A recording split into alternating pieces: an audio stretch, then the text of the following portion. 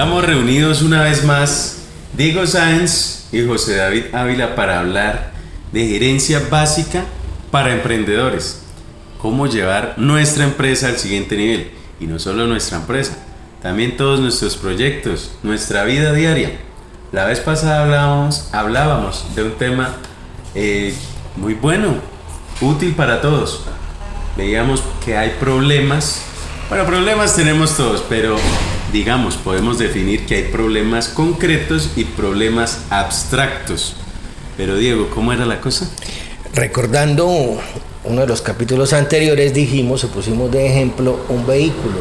Si yo llego y veo que el vehículo está pinchado, eso es un problema concreto porque yo sé qué es lo que pasa, ¿sí?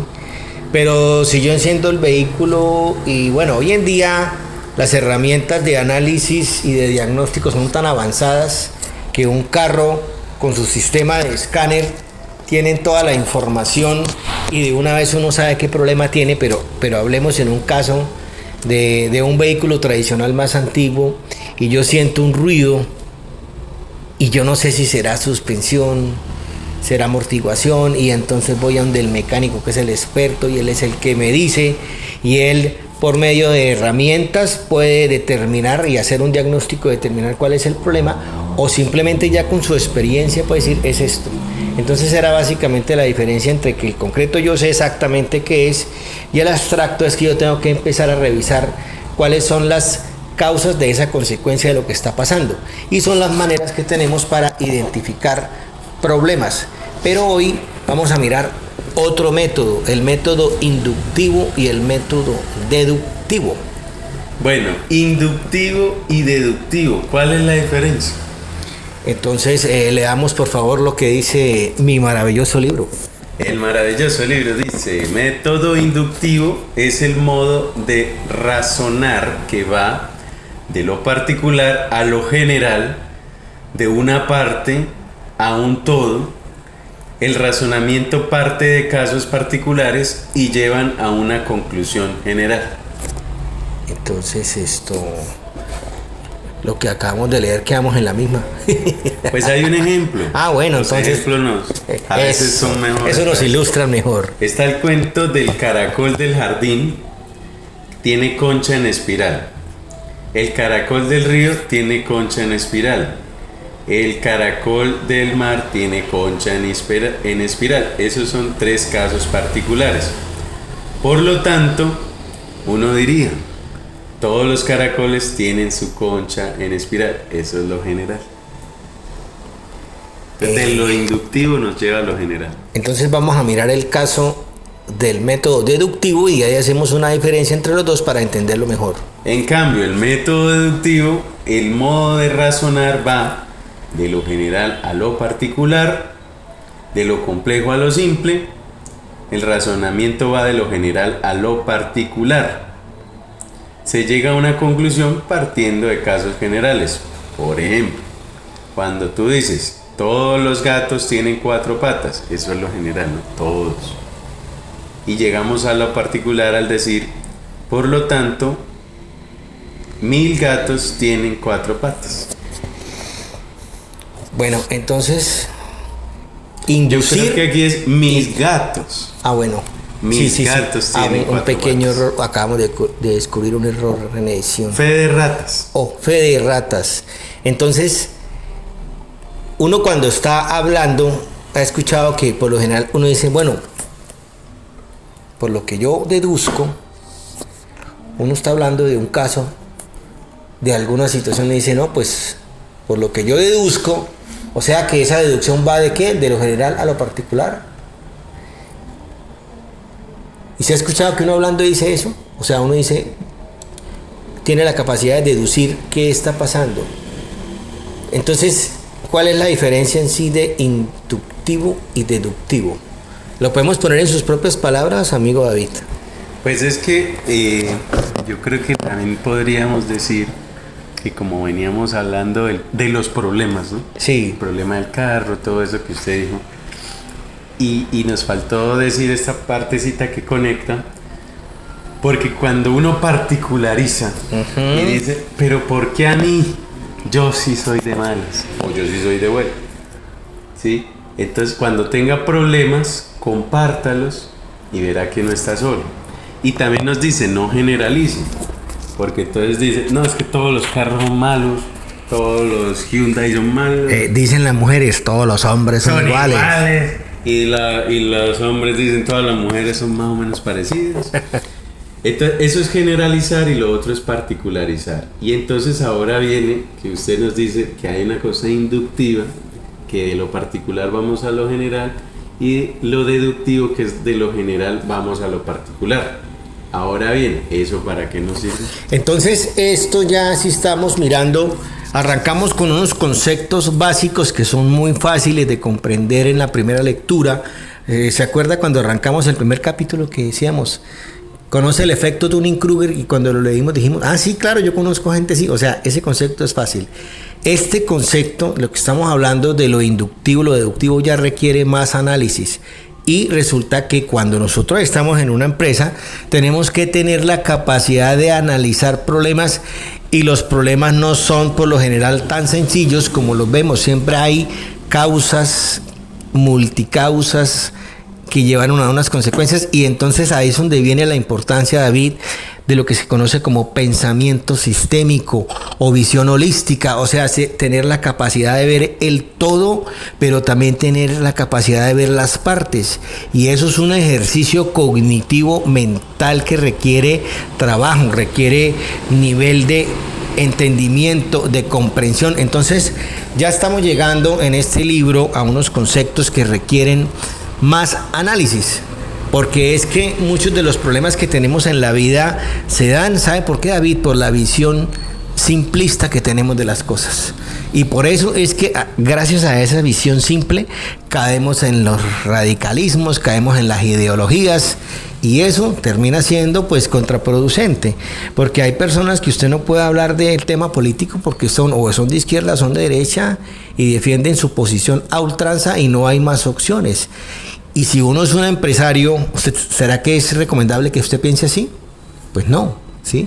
Entonces, estas herramientas, estos conceptos nos van llevando a pensar de manera compleja, pero también a la vez, David, no perder la simplicidad, porque por ahí hay un término que viene, que está cerquita. Ese es yo vi aquí que dice KISS. Bueno.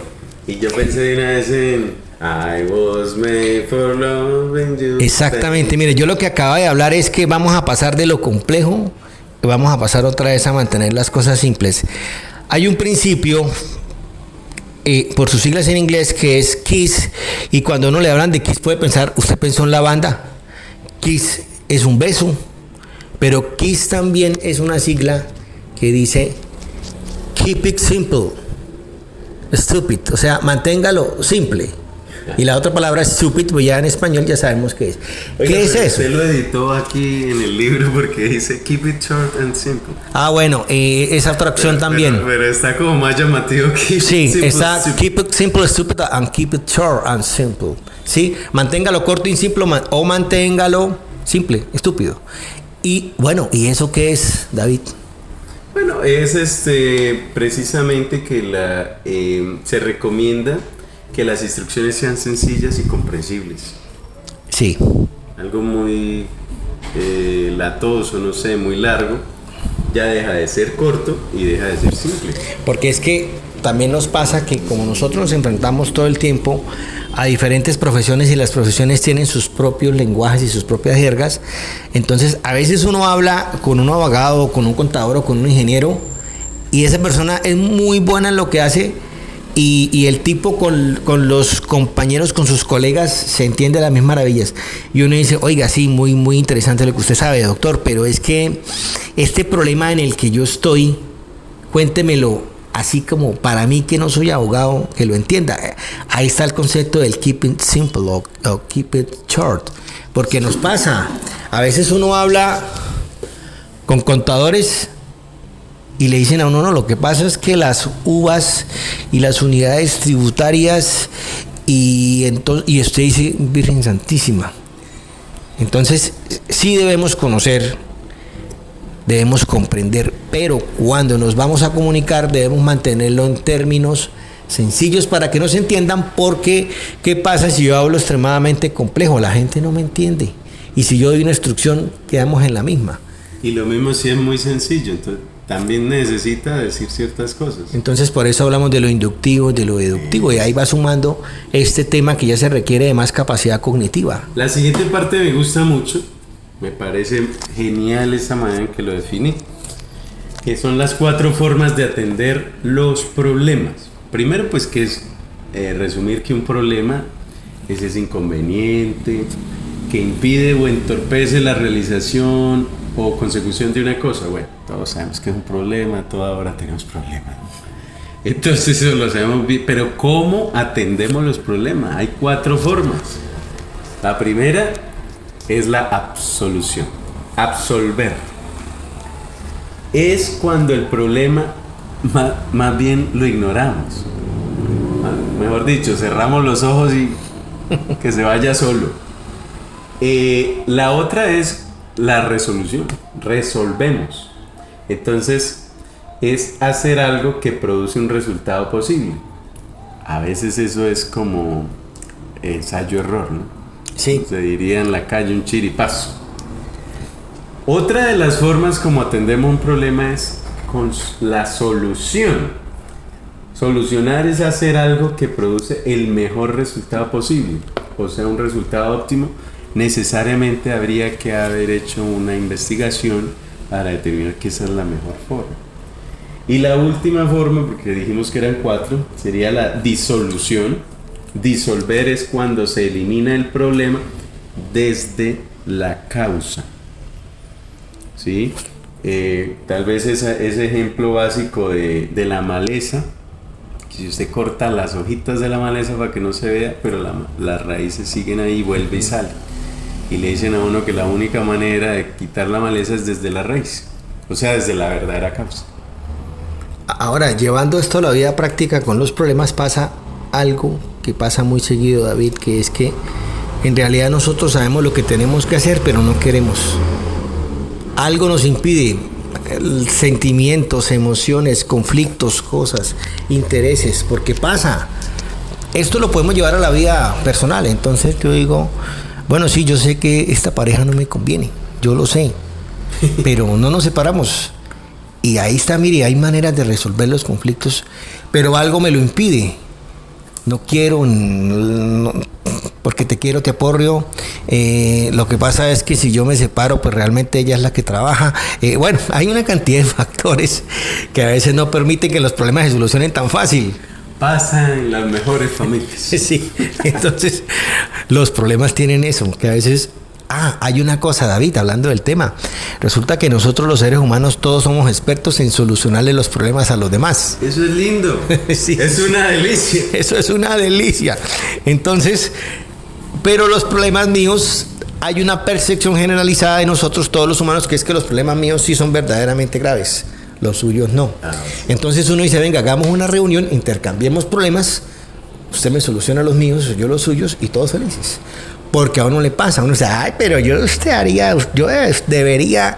Y uno dice, pues sí, eso suena fácil, pero es que hay unas motivaciones internas que me permiten hacer o no hacer las cosas. Pero yo creo que uno tiene como la predisposición a no aceptar el consejo. Sí, de entrada. O sea, también uno que tiene la predisposición a decir, no, usted no me entiende. Así no es como se va a resolver, porque lo mío es muy grave como para que usted simplemente me diga que así. Exacto, entonces dése cuenta que esto... Porque usted aquí arriba lo dijo muy bien. Sí. Comparta su problema y verá que no está solo. Pero también sabemos que si lo decimos, la gente tal vez lo va a trivializar. Sí, eso es lo que pasa. Bueno, después vamos a una cosa, un concepto la verdad súper raro. Sí. ¿Cómo así que un árbol de problemas? Ahora los problemas vienen en árboles, ¿no? Sí, yo los conozco, he visto por ahí en la calle árboles y digo, este es un árbol de problemas. Vamos a ver el concepto.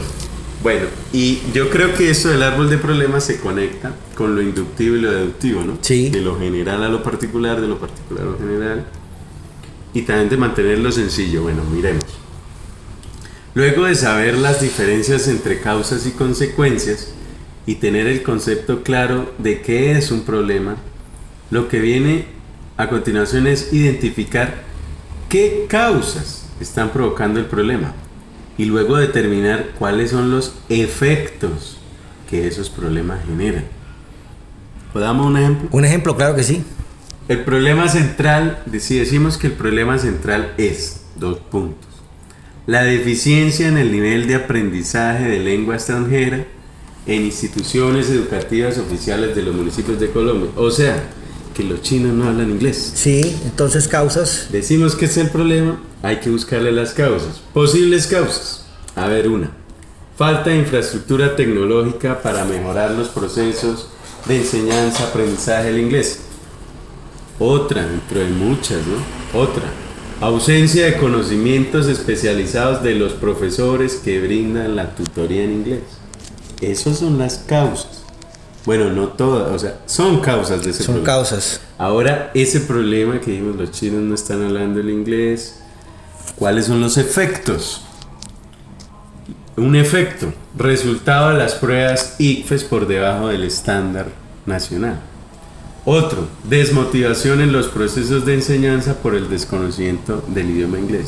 Diferentes las causas de los efectos. Diferentes pero sistémicas. ¿Sí hay que circular? Pero, ¿y el árbol? ¿Qué pasa con el árbol? No, es una manera de hacerlo gráficamente, ¿no? Porque o sea, gráficamente, esto gráficamente se puede poner.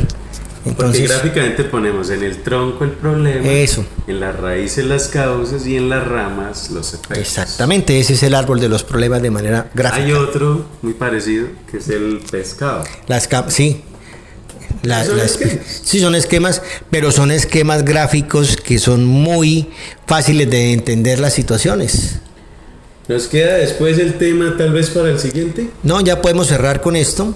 Viene un tal navaja de Ockham. Sí, la navaja de Ockham y la administración. ¿Quién es ese señor? Vamos a mirar qué dice ahí el libro. Principio filosófico atribuido a Guillermo de Ockham. Es un señor que vivió en 1280 y murió en 1349. Ah, sí, yo me acuerdo de él. Vivió 69 años. Según el cual, ojo al dato, en igualdad de condiciones, la explicación sencilla suele ser la correcta. Por eso, keep it simple. Exactamente. En la gerencia, a veces por parálisis del análisis, que ya hablamos de eso, se piensa más de lo que se debe y se deja de lado el sentido común. Hay que avanzar en pos de la estrategia de la simplicidad. Es un tema de pensar mucho, porque uno dice, entre uno más avanza, uno más conoce, uno más sabe, uno más piensa. Pero ¿cómo hacemos? Y yo lo digo, David, porque yo en mi vida profesional sí lo he hecho. A medida que uno va avanzando, voy a hablar de la parte profesional. Yo como administrador debo saber de finanzas, de mercadeo, de producción, de recursos humanos, de estrategia, de administración, pero todo ese conocimiento que yo lo puedo llevar a niveles de profundización, porque vamos a hablar de la parte financiera y arrancamos y ya estamos hablando de indicadores que el EBITDA y que el ROA y que el ROE y eso ya son temas avanzados.